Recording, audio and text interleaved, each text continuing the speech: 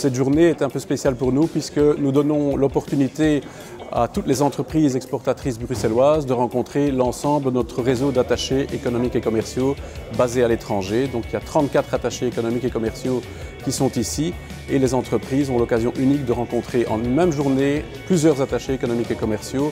On a ici plus de 600 rendez-vous qui ont été pris avec les entreprises, ce qui correspond environ à 170 entreprises présentes aujourd'hui.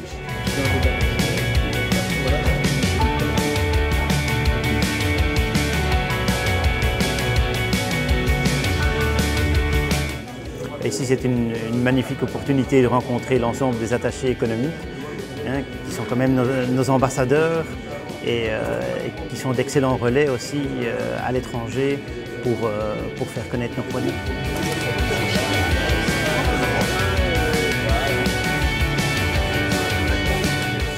Il y a quelques éléments vraiment de base pour un nouvel exportateur. Premièrement, c'est de préparer le matériel à l'exportation, des brochures, des USB, des dossiers en anglais pour les pays anglophones. Generally speaking, any company willing to export has first to think about its added value. What kind of added value do I have for my target? Et il faut, je dirais, mesurer son potentiel pour l'exportation et dire, voilà, je suis prêt à l'exportation, je peux attaquer, mais alors commencer par des marchés cibles. Au lieu de faire tout le monde, le grave problème dans lequel tombent beaucoup de gens, c'est qu'ils veulent exporter, donc ils veulent atteindre le monde entier et ne sont pas capables de suivre.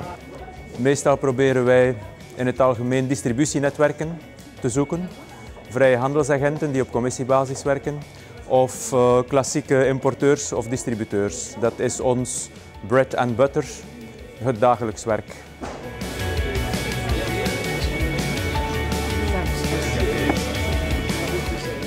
Tout type d'informations. Pour le moment, là ce matin on a vu des entreprises dans le secteur du chocolat, dans le secteur de la formation, dans le secteur médical, informatique, comme maintenance de locaux, outsourcing, des choses comme ça. Donc, et qu'est-ce qu'ils demandent? En général, ils demandent si on peut leur trouver un distributeur ou un représentant. Nous sommes là aussi pour faire des études de marché, de bien connaître la mentalité justement du Canada, enfin du pays où il va exporter. Il y a beaucoup de sociétés qui n'ouvrent pas de bureaux sur place, néanmoins qui ont des relations d'affaires continues. Donc là, nous, on assume un peu le relais, puisqu'ils ne peuvent pas se déplacer toutes les semaines, c'est quand même assez loin. Et donc voilà.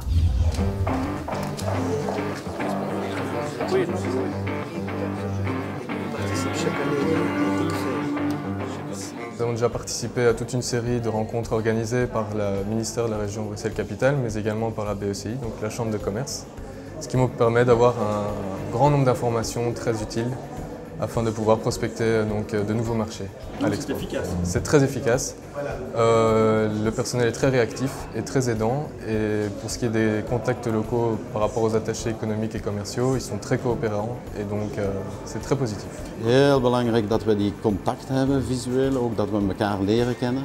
Want uiteindelijk dan verstaan ze het product, verstaan ze ook de markt waar we moeten ingaan en verstaan we wat we gaan zoeken.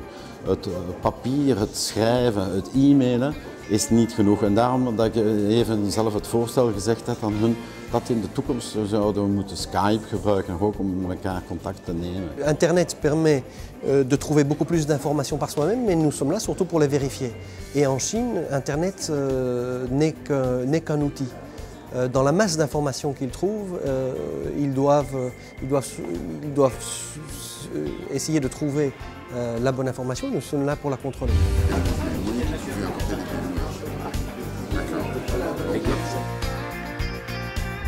One might think that a lot of companies might find information themselves on the internet, and to some degree they do.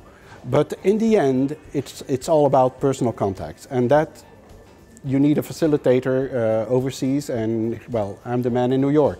Et rien ne remplacera la présence des yeux et des oreilles d'une personne sur place. Mais quelque part, c'est Bruxelles Invest et Export.